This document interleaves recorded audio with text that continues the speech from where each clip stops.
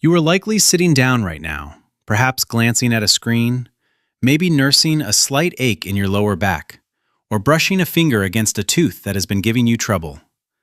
You might even be carrying a quiet, heavy fog in your mind, a modern exhaustion that you cannot quite shake off. We tend to view these burdens, the cavities in our mouths, the extra weight around our waists, and the persistent shadows of depression, as the inevitable tax of being a living, breathing human being. We accept them as ancient flaws written into our biological code. But everything you think you know about human suffering is wrong. These miseries are not ancient design flaws. They are not the default setting of our species.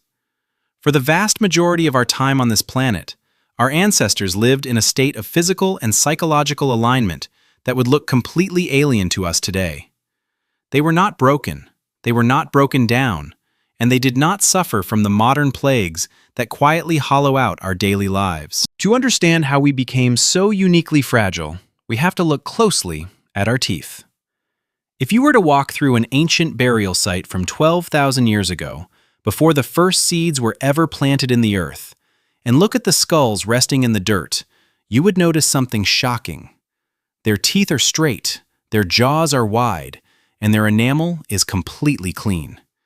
There are no black spots of decay, no signs of infection, and no painful abscesses. The rates of dental decay in these ancient populations were incredibly low, often affecting fewer than 2% of the teeth in a given group. Today, dental cavities are the most widespread chronic condition on Earth, affecting billions of people. We grew up believing that brushing, flossing, and regular visits to a clinic are the only things standing between us and total dental ruin. Yet, our ancestors never owned a toothbrush, they never used floss, and they never saw a dentist, and their mouths were pristine. The secret to their perfect dental health was not a magical gene, it was the structural reality of their diet. Before humans learned to manipulate the soil, every single meal had to be hunted, gathered, or dug out of the earth. Wild game, fibrous roots, tough stems, nuts, and wild berries required intense, repetitive chewing. This constant mechanical action acted as a natural cleaning system, scrubbing the surfaces of the teeth clean with every bite. More importantly, this heavy workload exerted a powerful physical pressure on the growing jawbones of children. Because their muscles had to work hard to process tough foods, their jawbones grew wide, robust, and perfectly spacious. There was more than enough room for every single tooth to emerge exactly where it belonged, including the wisdom teeth, which aligned beautifully without ever becoming impacted or crowded. But then, everything changed. The moment we settled down and began processing our food, we introduced a softness that our jaws had never prepared for. Over generations of eating boiled grains, soft breads, and eventually, highly refined sugars, the mechanical pressure on our skulls vanished. Our jaws began to shrink, becoming narrower and shorter, while our teeth remained the exact same size. This biological mismatch is the reason why almost everyone today requires orthodontic intervention just to have a straight smile. Our teeth are crowded because our modern faces have literally shrunk. And into this cramped, soft environment, we introduced an avalanche of simple carbohydrates. The natural bacteria living in our mouths suddenly found themselves in a paradise of constant sugar. As they feasted on the soft residues left behind by our modern diet, they produced waves of acid that began eating away at our enamel. The modern cavity was born, not because our teeth are weak, but because we built an environment inside our mouths that is completely hostile to our own anatomy. This fundamental mismatch between our ancient bodies and our modern lifestyle does not stop at the jawline. It extends to the very fabric of our flesh.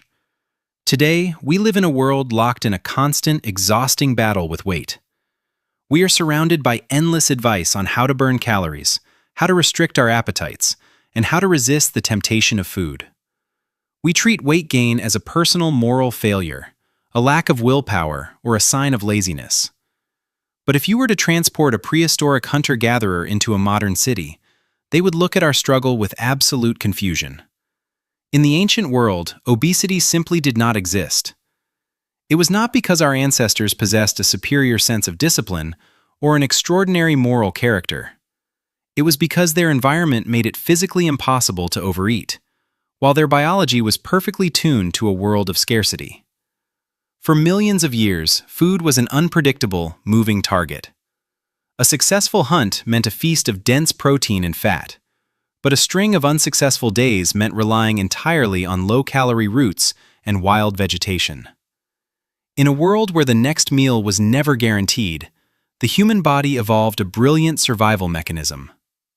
Whenever our ancestors encountered a rare source of concentrated energy, like a hive of wild honey or a patch of ripe, sweet fruit, their brains flooded them with an overwhelming urge to consume as much of it as possible, right then and there. Their bodies were designed to efficiently convert those extra calories into fat reserves, storing them safely under the skin like a biological battery. This stored fat was a life-saving cushion, a vital energy reserve that would slowly melt away to keep them alive during the inevitable weeks of winter or drought. Our problem today is that we still carry the exact same biological battery, but the winter never comes. We are walking around with ancient brains that are hardwired to seek out fat, sugar, and salt.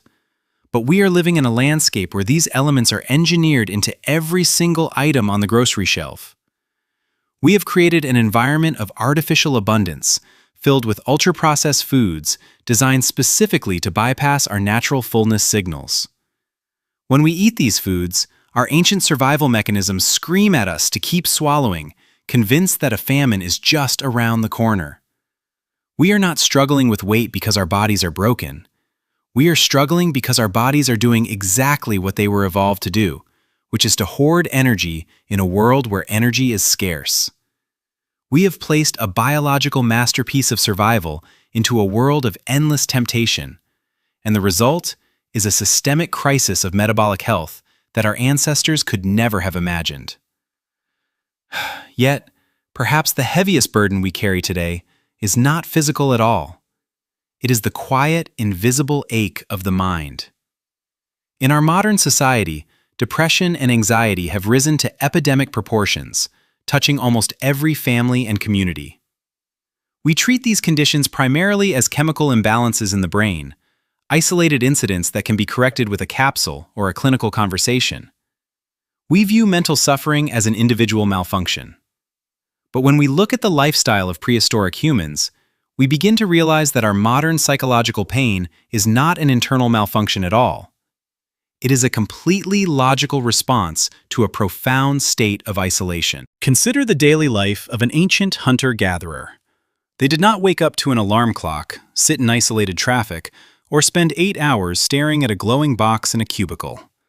They woke up with the sun, surrounded by a tight-knit community of individuals who knew them intimately from birth until death. Every single task required for survival, building shelter, tracking game, gathering plants, and protecting the camp, was a deeply collaborative effort. Independence was not a virtue, it was a death sentence. To be human meant to be fundamentally embedded within a tribe.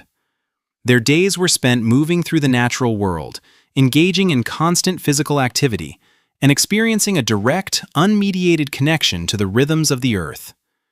Their work had immediate, tangible meaning. When they gathered firewood, the camp became warm.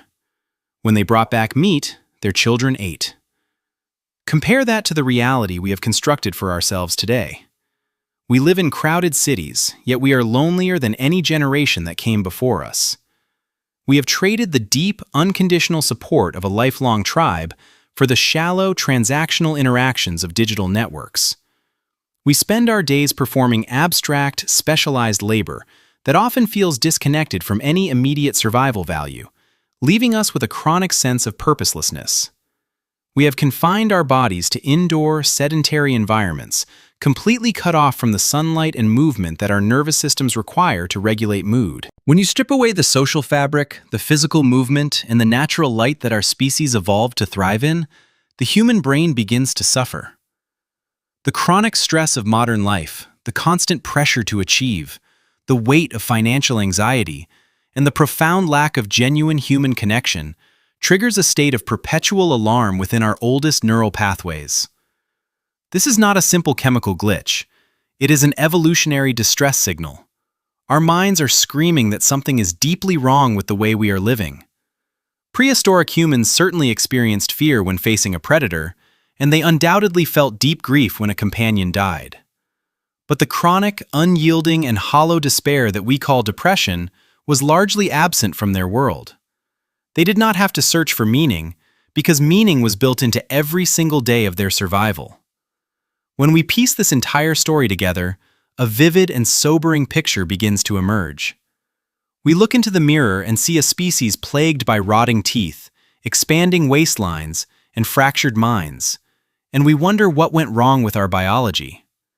But the truth is, nothing went wrong with our biology. Our bodies and our minds are functioning exactly as they were designed to over millions of years of rigorous evolutionary trial. The tragedy of the modern condition is that we have built a world that our bodies do not recognize. We have invented a reality of soft foods, endless calories, and profound social isolation, and we are forcing an ancient, wild organism to live within its borders. Every cavity you have filled, every struggle you face with health, and every shadow that crosses your mind is not a declaration of your personal weakness. It is a quiet, persistent echo from a forgotten past. It is a reminder that you carry the genetics of a survivor, a creature designed for a world of movement, community, and deep connection to the earth. The modern world has given us incredible comforts, advanced medicine, and technologies that allow us to communicate across oceans in the blink of an eye. We cannot, and should not, return to the caves or give up the wonders of civilization. But if we want to heal, if we want to find a sense of balance in our fractured lives, we must begin to listen to the ancient creature inside us. We must find ways to inject the essential truths of our past into our present. By moving our bodies more, by seeking out genuine face-to-face community, and by stepping away from the artificial softness that surrounds us. We are not broken. We are simply a wild species trying to find our way home in a world we were never built to inhabit. If you find yourself reflecting on the state of your health or the rhythm of your daily life after hearing this story, consider how these ancient mismatches might be playing out in your own world. The path forward does not require abandoning the modern age, but it does demand that we look at our daily habits through the clear, unfiltered lens of our evolutionary inheritance. By understanding where we came from, we can finally begin to understand who we are and how we might truly begin to live well.